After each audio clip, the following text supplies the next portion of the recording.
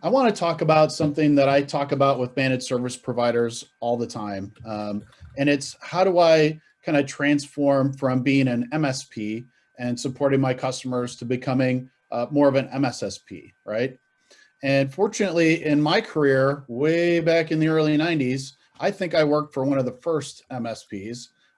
It was a company called Centex Telemanagement. And way back in the day, our claim to fame was being able to combine your local and your long distance onto one bill, and we could itemize it for you, right? So really, it was just about making things easy. And throughout my career, I was in the telecom business for 13 years, and I've been supporting MSSPs, fortunately, for about 15 years. And I can't tell you, it's one of the greatest communities in the technology space. I love working with managed service providers, but there were a lot of issues that were brought up on the panel earlier that I'm going to talk about as I talk about this transformation. And I agree with a lot of the panelists that security for a lot of end customers is really difficult to get them to think about, especially small business customers. But it's something that we have to do, right? And we have to be superheroes about it. We have to, help transform our own business so that we can help them transform their business. But if you look at kind of the diagrams that I have over here on the side, Superman just kind of walks out of his suit and flies into the air. Becoming an MSSP is not quite that easy. But, when I saw this, image of Bruce Banner, turning into the Hulk in stages, that's what I want to help, the managed services providers do as they kind of layer security into their business. And it's like anything, right? You kind of start off and you really need to baseline, what am I really providing to my clients today? Is there an aspect of security to it? I don't know too many MSPs that don't support firewalls and simple security for their customers, but what does your target market really expect, right? And what do your customers expect from you, right? I'm sure that you've had customers who've had a security issue and you've had to help them solve it. Some of them may be aware of cyber risk insurance now, some of them may not. Some of them, may have known someone else who's had a cyber attack, right? But the first thing that you really need to do is kind of identify those gaps. And, do you want to take your customer from having zero security to having 30 different security appliances in their environment and monitoring all of their cloud activities and monitoring their identities and monitoring what's happening in their homes? Probably not right away. But if you kind of chunk it down, you can determine really the steps to get there. So I'm going to give you guys a couple of perspectives on this that you can, kind of take to your own business. And again, these aren't hard and fast, this is how you should do it, right? These are just ideas. So one thing that you can think about is how do you stage this transformation? If they've never had any security before, monitoring even the remote workers or even their office, just start with a simple 8x5, monitoring service, right? It can really normally be done with your existing staff. You just start to look at logs and things that maybe you weren't looking at before, and start giving them a little bit of security awareness of the things that you're seeing their current technology kind of take care of, right? Then you can move into a much more expensive option, which would be 24/7 by 365. Obviously, when you cross that chasm, you're going to have to add a lot of people and you're going to have to add some security people. But the good news is there's technology available today that can leverage machine learning and artificial intelligence so that you can do more with fewer people. And you can also use that artificial intelligence and machine learning to do things like manage detection and response as kind of a next level of service that you can walk your customer into. And when I talk about managed detection and response, I'm not talking about just their endpoint security. I'm not talking about just their network security. It needs to compromise both and the cloud, right? And it has to be, a comprehensive service, and you have to have reports that you can share with them that will demonstrate what you're doing for them. And as you can see, as you add each of these services, you can gradually increase their pricing. So you're not going to freak them out by saying, oh yeah, now if you want security, it's another $30 a month per user. You can just kind of slowly work them into it. Then when you get really good, you can do things like threat hunting. Using the artificial intelligence and machine learning and the technology that we provide, I have partners who are finding zero-day threats in Office 365 with nothing but a connection to their Office 365 instance from the tool. And then, once you get good at finding a lot of those things, how do we remediate them more quickly? A lot of that has to do with automation as well. And so with the right platform, I know you've probably heard of tools that do remediation, but you leveraging artificial intelligence and machine learning, you can actually create rules for specific customers. The technology is getting to the point now where it's not just this broad, massive tool. You can actually tune it for individual environments, even for SMB customers. So, if you look at just the things that I've laid out here, you could eventually over time increase, your revenue per user or per device, however you work with your customers, by $25. And the cost to do this with our tool is less than $1 per user or per device. So there's some really good margins in this for you as well, which will help you improve your security program. Another way to look at this is, how do we start from the perimeter and work our way in with our customers, right? You can start off with a lot of the things that they already have today. If they've got some sort of endpoint prevention product, some type of scanner, if they're doing, PCI or, some other type of compliance, they may have a firewall, some type of IDS, IPS. Okay, that's the first stage, right? You could have a package for just doing that. Then when you move into coverage, level 2, you can start adding in more data. You can start adding in data from their cloud services like Office 365 or Slack or, any of those other tools, right? And then you can take it to the next level, because at this point, you'll be identifying a lot of different threats that they weren't aware of. Now, when you get to the next level, we can start looking at user behavior and other things that are more advanced. But at that point, they're going to understand the importance of those things. And again, you can start off by adding, a certain amount for perimeter coverage, another amount for cloud coverage, another amount for advanced analytics. Then you can get to level 4, which is orchestrated response. This is where you're starting to do some of that threat hunting, whether it's automated or manual. We can take a NOC analyst, and in a day and a half, we can give him an understanding of the cybersecurity kill chain and the different tactics that the attackers employ. And we can turn them into a level 1 SOC analyst, and they'll be able to conduct that just using the AI and machine learning that's built into this platform. And not only is AI and machine learning built into this platform, but the threat intelligence. A lot of people pay separately for threat intelligence. Unless you can connect threat intelligence to something on your network, it's a lot like a weather forecast. It's nice to know, and the bad guys are coming, but unless it impacts one of your customers, it's not going to mean as much to you, right? So if you can kind of pull all of these things in together, right, and make it simple for your customer, give them their, HIPAA compliance report, give them their, SOX compliance report, GLB, whatever type of compliance they need. But on the back end, you're going to be able to demonstrate on a regular basis all of the great things that you're doing for them. So those are just a couple of ideas. The other thing that I want to talk about, and this comes from experience, I used to be the vice president of business development at a company called Solutionary. And Solutionary was actually started by a guy called Steve Eidelman, super smart guy. And, he created one of the biggest outbound telemarketing firms on the planet.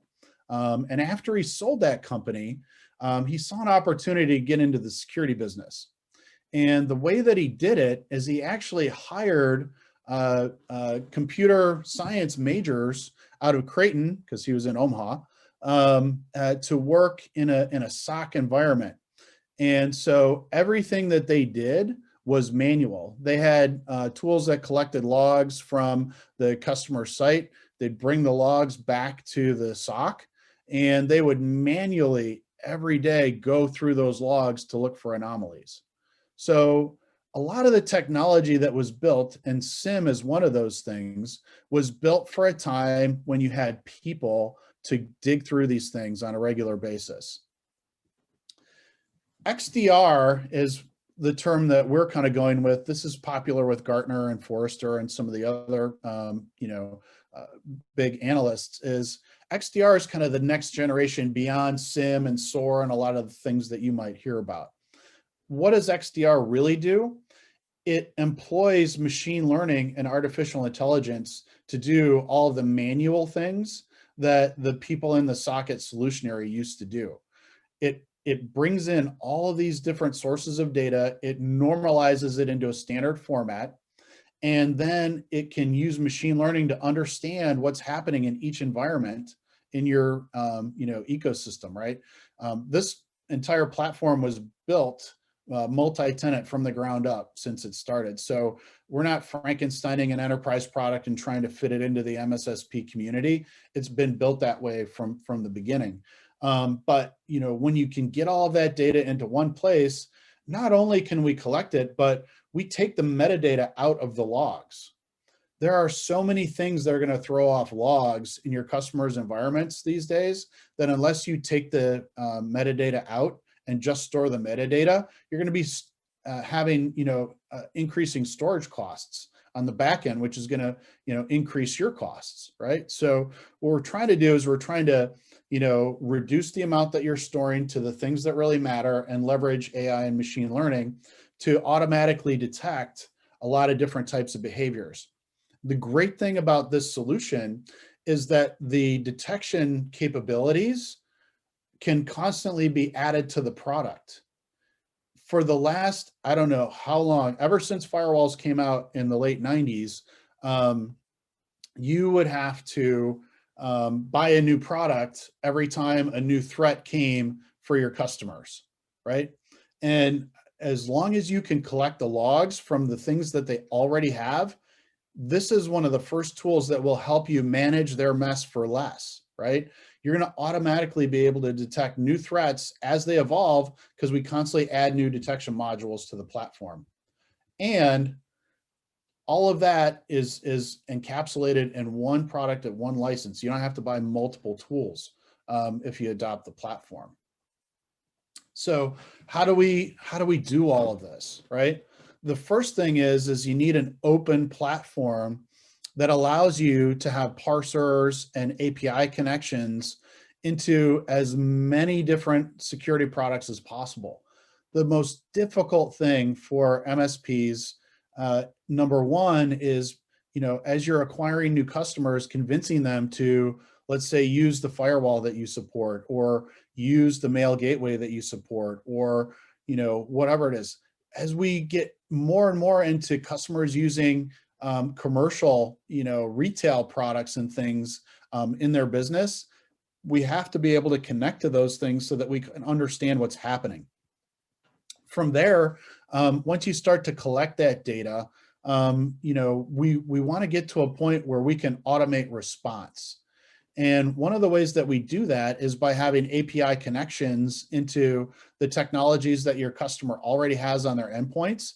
So for instance, let's say we see an attack, we can actually go and remove a device from the network, quarantine it, stop a process, take a piece of malware off of it. Something that, with the right integrations, you can actually click on those actions in the middle of an alert within the platform. And then if it's something that happens on a regular basis, you can train the machine learning to know what to do, and you can create playbooks so that now, every time a particular event happens and we know it's bad, nobody should be able to log in from China and Dallas at the same time. Nobody should be able to, log in from Miami and then log in from Prague, 3 minutes later. There's just a time distance gap that you can't make, right? And so those things, you can create playbooks and automatically remediate those things, 24/7 without having somebody eyes on glass. The next thing that we do is we break down security events into the kill chain. And if you're familiar with the kill chain, it starts with things that are fairly innocuous, like external scans of your ports. From a reconnaissance perspective, they're just looking for soft spots to go after. Delivery is can I get an email into the user's Office 365 inbox? Once it's in there, can I get them to click on a link? Can I get them to click on a file? And then can I install something on that endpoint? Can I get command and control? And then can I eventually take data from that person, or find a way to compromise the system or exfiltrate data, from a database? And what our platform does is it automatically correlates all of those events from diverse log sources to eliminate the blind spots that we have today in security. Today you may have a great EDR solution, you may have a great firewall, you may have a great IDS IPS, but as these things proliferate across the network, they touch different tools and trigger different alerts at different times. And unless you're Superman, you're not going to be able to connect all of these things. And that's what the platform does. The machine learning understands normal behavior in that environment. The artificial intelligence correlates the threat intelligence and the understanding of the kill chain to help you identify issues. So the entire GUI is based on the kill chain. This is how we can turn a NOC analyst into a SOC analyst in a day and a half. The other thing is we're going to tune out 99% of the noise that you don't need to deal with, right? If we have, let's say, scans from Tenable or Rapid7, and we know that particular devices are at a certain patch level, and you need to patch 12 different systems in the environment, but we know that the critical one is the patch level on this device that's associated with this event in the kill chain, we can direct you right to that issue first, and then you can deal with everything else later, right? So it also helps you, kind of prioritize your work and get rid of all the noise that all of these tools that are generating alerts in an attempt to demonstrate their efficacy are wasting your SOC team's time. And we have multiple partners that will tell you that, again, they've been able to train their analysts on Stellar Cyber in less than a day versus weeks with other tools. So some of the key features, are just the broad, number of things that you can actually pull into the platform and leverage the artificial intelligence and machine learning to make sense of. So as you're thinking about, how do I, let's say today you've got a lot of law offices and hospitals, but, you'd really like to touch, insurance providers or manufacturing or another vertical. Before, you'd have to kind of learn that vertical, learn the systems that they use, try to adopt the different things that they use. Here, we give you an opportunity to bring all those diverse customers into a single platform and make sense of it and provide a much richer security service. There are really three pillars to the platform that I'm building for the MSSP partners here at Stellar Cyber. One, again, is the open platform. Two is it has to be easy to use. And three, it has to have extremely fast time to value. So an open platform obviously has to support more diverse environments. It has to have a very robust role-based access component to it, because you're going to have different relationships with different customers. Some of them might have security and you're supplementing their team and you need to co-manage something. Whereas some customers, you might only want to give read-only access. This platform gives you the flexibility to tailor your relationship with your customer based on how you want to work with them. And then again, Interflow extracts the metadata and reduces storage. From an ease of use perspective, it's a single platform out of the box. We don't charge extra for any of the functionality, so you can start simple and add your services and grow more complex over time. You can up-level your current analysts to threat hunters. You don't have to go out and hire expensive people. This solves that key problem that Ricardo brought up in the panel. And again, correlated alerts with the threat intel built in. You don't have to go searching for reputations on files. There's over 15 sources of threat intelligence built into the platform that we enrich all of our alerts with, so that your threat hunters will know exactly what to do. Again, Solutions Granted at the bottom here has been finding 0-day phishing emails. One was a DocuSign, phishing attack, where it just had a link to a URL that had no reputation for over 48 hours before they found it. Another example was an arbitration email that was sent to the CEOs of a lot of their customers that had a file in it that was supposedly the arbitration agreement, that was a piece of malware that had not been identified for 48 hours until after they found it. So, again, you don't have to be a super cyber threat hunter to find interesting things using this platform. And, we're also making sure that you can implement it in hours, not days. It's multi-tiered, so you can sell to, if you're an MSSP, you can sell to downstream MSPs. You can even provide extra tenants to large customers that you might support. So it's, multi-tiered.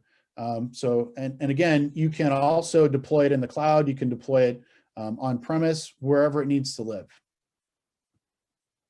And finally, we provide the ability to white label everything in the platform so that it can become your platform to your customers. Whether that's standard compliance reports that you send off on a quarterly basis, or an interesting thing that I've been learning the last several weeks that I've been at Stellar is that a lot of platforms don't allow you to create custom reports. Obviously, the openness of the platform and the flexibility of the platform allow you to create as many custom reports as you want. And there's lots of different widgets and things that you can pull into those reports. It's a single license for the entire platform. We provide migration assistance off of other older platforms. There's free onboarding and free enablement. There's multi-year discounts and flexible payments, so that if you need 90 days to get started, we can give you that. We also provide referrals when smaller customers or MSP partners approach us and they don't fit into the size partners that we normally work with. We'll provide those as referrals. We also provide incentives and MDF. So just to summarize, Stellar Cyber is the world's kind of first open XDR platform. Every other XDR platform, whether it's Palo Alto or any of the other XDR platforms, really just focus on the technology that they create and support versus being open networks. So we really want to be the leader in this particular space, and a lot of the analysts are recognizing that. So with that, my contact information is here on the last slide. I do a lot of, we'll call it free consulting for partners, or I can be an open ear just to listen to your strategies to, become that superhero to your customers. And really just appreciate the opportunity to present to everyone today, and love to take any questions, Pelham. Great, thank you very much. And I love the superhero analogy. I feel at the moment we all sort of need a superhero to take us out of Corona, so that's really good. We've got a debate going on, and maybe you could weigh in. Patricia asks, when you were doing your kill chain slides, does that mean rules-based kill chains are finished? Mike says, things have changed. Adam says, great question. Machine learning and AI will change those rules themselves. What's your take on this? Well, so it's really just a way to simplify a complex concept, right? There's always going to be new threat vectors and ways that attackers are going to come after your customers, right? But if you can at least have a common framework to build around, we can build new detection modules across any component of the kill chain or any new attack vector that we might see. So what this is really doing is just helping that MSP understand the kill chain and kind of the tactics that the attacker would take, but then also being flexible enough to constantly add new capabilities to it, right? Like I mentioned before, a lot of times when something new comes out, there's some new provider that has this new widget that does a special security thing. That's why there's over 2,000 security manufacturers today. But if we can use something like the Lockheed Martin, definition and kill chain, it's more of an industry standard. But I will say that the dashboard is totally configurable. So if you didn't like the kill chain and you wanted to do, baselines of network behavior, baselines of user behavior, you could create your own custom dashboard that would meet whatever requirements that you felt were more important for your customers. No, I like it, and I like how it sort of follows on from our opening panel. Definitely, David from Connections from Business raised a few points just like that. So it's nice that you're gelling with the MSP that potentially could become an MSS. Maybe we don't call it an MSS. Maybe we do. It's really up to them. I guess. What do you think? Do you think we're going to see a raft of MSPs moving to become an MSS? Well, I think their customers are going to demand it, right? But I also think that the definition of what an MSS is all over the board right now. I mean, we've got everybody from Verizon and SecureWorks all the way down to your MSP and everything in between, and it's all starting to sound the same. So how do you differentiate yourself in that noisy market? That's something that I think is a challenge for everybody in this business right now. Great. Well, you've laid down the gauntlet. We're gonna discuss that throughout the day, and we're gonna hopefully have you back on a panel a little bit later in the day. So we can thrash that out as well. But no, this is great. And Adam, who was asking the question before, says thank you very much for your input and clarification. We'll see you a little bit later, but. This has been great. Thank you very much, Brian and Stellar Cyber, for supporting this event. And please let's give Brian a virtual round of applause. We still haven't found the virtual clap button, but yeah, it's been great. Oh, yeah, I'll be really glad when we can do these in person again. I really enjoyed being and meeting the partners at your events, and we're going to continue to support this organization. It's a really good one. It's doing a really important mission. Thank you very much, and we've got you coming to one more Miami event, I know, and one Denver event. So that's really good. We'll see you again soon. We got clapping in the audience. That's really good, and I will see you a little bit later on the panel. Fantastic. I'm looking forward to it.